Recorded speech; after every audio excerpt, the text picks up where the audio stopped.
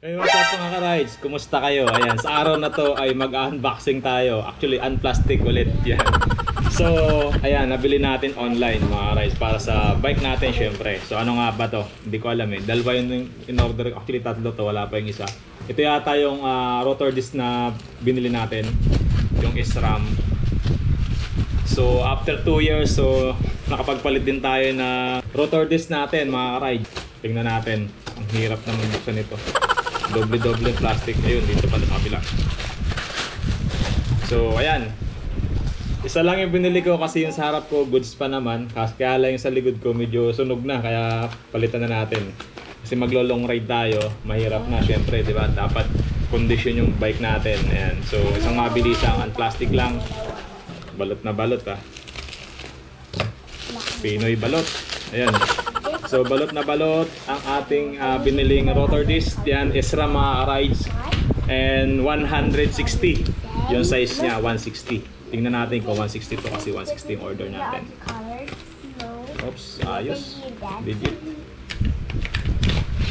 Ito yung bolt niya. May kasamang bolt and may extra ano pa.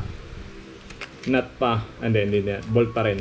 So yan, may extra bolt siyang kasama. Ito yung 6 na bolt natin. Ayan, 2, 4, 6. So, yan, ingatan natin pag baka ma-contaminated. So, SRAM rides 160mm yung ating order. Tingnan natin. Ayan, so yung center line niya, ayan, 160. So, tama naman. Tama naman yung size na nabili natin, 160. So, dun sa harap ko kasi 180. So, 160 yung likod ko. So, magpapalit tayo mamaya or bukas. So, yan, condition natin yung bike natin. So, sa halagang magkano ba to? Lazada. Kaya nga pala, sa Lazada natin binili yan. Titingnan ko magkano, nakalimutan ko yung price. So, 140. 140 kasi naka-ano tayo dito, naka-discount tayo. Baka naman, ayan. So, naka-discount tayo sa Lazada. Kaya 140 na lang mga ka-rides. Kaya add to Cartmatic yan. So, may isa pa tayo. Alam ko ito yung reserva na inner tube natin. Na nakuha natin na kararating lang ito mga ka-rides. Mainit-init pa galing sa labas. Kasing init na si Drake. Ayun. Habang nagbablog ako, mayroon akong katabing pangit. Ayun, nakasalamin.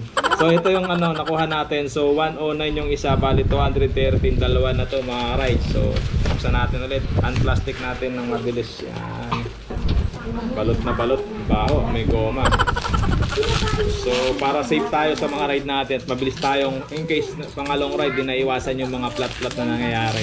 So hindi naman tayo naka-tubeless kaya bumili tayo ng extra inner tube. So black cat lang yung binili natin. Okay naman to, goods to. Matagal ko nang ginagamit yung gantong brand. Okay naman yan. So yung Maxxis wala pag pinagkaiba, brand lang yun. So nag-Maxxis din ako na inner tube and gumamit din ako ng black cat.